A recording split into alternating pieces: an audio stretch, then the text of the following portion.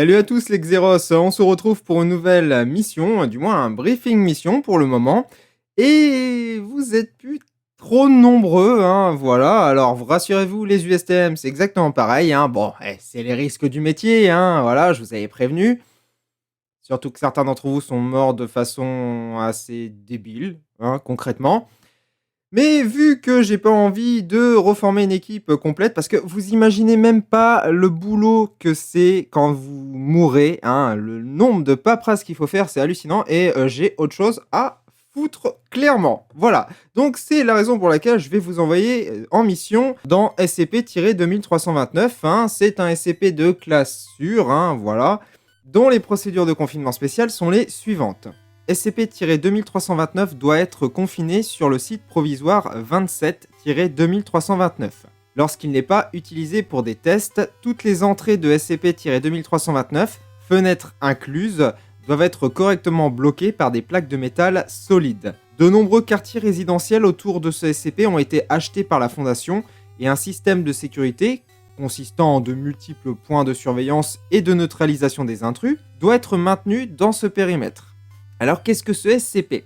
SCP-2329 est un immeuble de 6 étages et 60 pièces qui a été sécurisé par la Fondation en 1908. Voir l'addendum 2329-B pour plus d'informations sur les circonstances du confinement initial. Ça, on y reviendra après. Il a été entretenu avec toutes les fonctions nécessaires requises par le gouvernement local depuis ce moment, mais n'a pas été altéré d'aucune autre façon. D'un point de vue structural et visuel, SCP-2329 ressemble fortement aux immeubles l'entourant et il est possible pour une personne d'y entrer et d'en sortir de son plein gré. Cependant, une fois à l'intérieur de SCP-2329, elle perdra la capacité de percevoir consciemment les autres vies conscientes, rendant tout autre individu invisible à ses yeux. De façon similaire, les humains à l'extérieur de SCP-2329 perdent la capacité de percevoir consciemment ceux à l'intérieur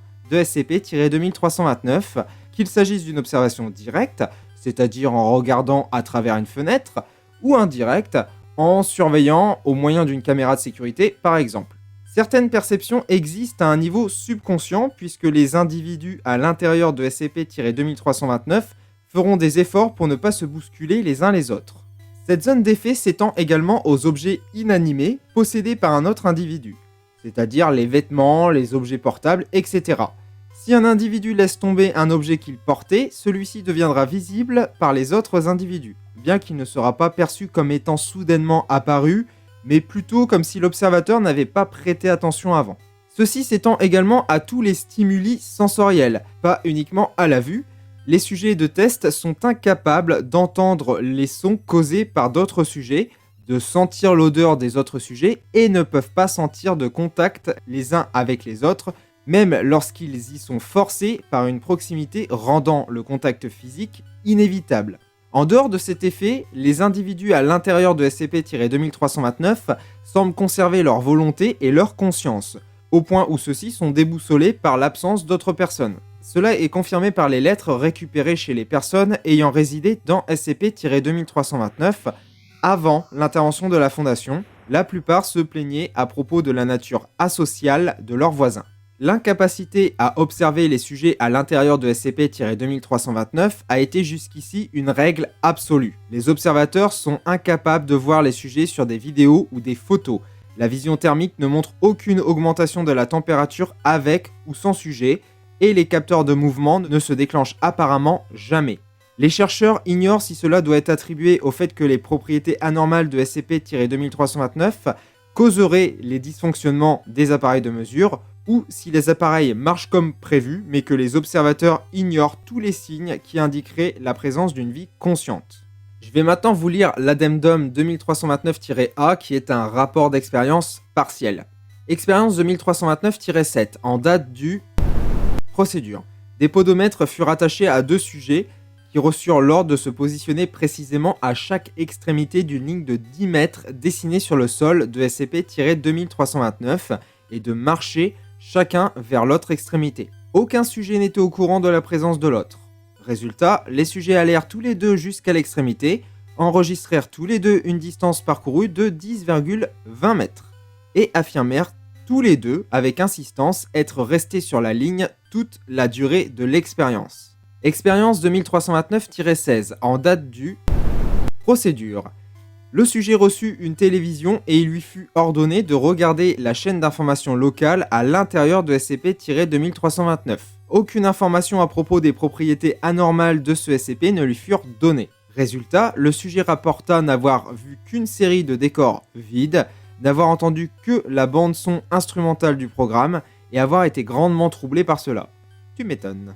Expérience 2329-22, en date du procédure. Peu de temps après une rénovation de sécurité, 30 sujets reçurent l'instruction d'entrer dans l'ascenseur de SCP-2329 et d'essayer de se rendre à un autre étage. Résultat, le capteur de poids nouvellement installé s'activa et empêcha l'ascenseur de se mettre en marche. Cela fut considéré comme une preuve suffisante que les sujets continuent d'exister dans le même espace-temps que les autres et s'ignorent simplement, réfutant ainsi une précédente affirmation du docteur Warm, disant que les sujets entraient dans une dimension parallèle unique en se rendant dans SCP-2329 et n'étaient ainsi pas présents littéralement dans notre univers.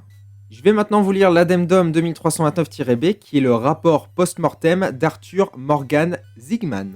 Le corps d'Arthur Morgan Zigman, âgé de 53 ans, fut découvert dans le couloir devant sa chambre dans SCP-2329 le 21 août 1908. Une entrevue avec le propriétaire de l'immeuble, qui vit autre part et ignorait la nature anormale de SCP-2329, révéla que Zigman avait émis de nombreuses plaintes pour tapage à propos de presque tous les autres résidents. La dernière plainte remontait à environ 2 ans et il n'avait plus jamais entendu parler de Zigman depuis. En se basant sur les correspondances écrites et les entrevues avec les autres résidents, la date de la dernière plainte de Zigman semble remonter à environ 6 mois avant le début du comportement anormal de SCP-2329. La Fondation fut alertée lorsque les résidents devinrent contrariés par l'inexplicable refus de la police d'enquêter. Des entrevues indiquèrent que les résidents prirent conscience du corps presque au moment présumé de la mort. Les enquêtes post-mortem indiquèrent que la première blessure dont souffrit Zigman fut une fracture de la hanche qui pourrait correspondre à une empreinte dans un mur proche.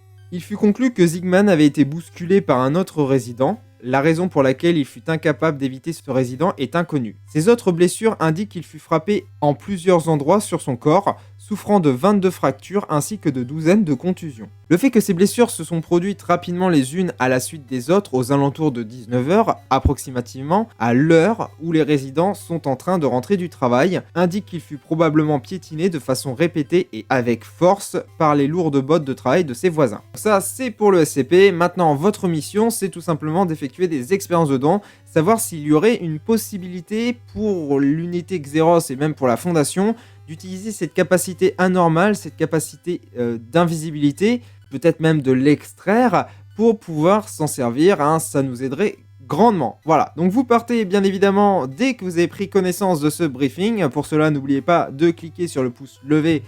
Sinon, de toute façon, je le serai, hein, avec les caméras et tout, vous inquiétez pas. Et il me reste plus qu'à vous souhaiter une très bonne journée, une très bonne soirée, une très bonne nuit. Ça dépend quand est-ce que vous prenez en compte la lecture de ce briefing. J'espère que vous n'allez pas traîner non plus, hein. Soyez plus rapide que les USTM quand même, hein, pour leur montrer que nous, les Xeros, on est plus efficaces. Et sur ce, il me reste plus qu'à vous souhaiter une très bonne préparation. À plus tard. Et s'il vous plaît, je le dis et je le répète, même s'il n'y a pas lieu d'être, évitez de crever parce que j'ai pas envie de me taper 5 jours de paperasse.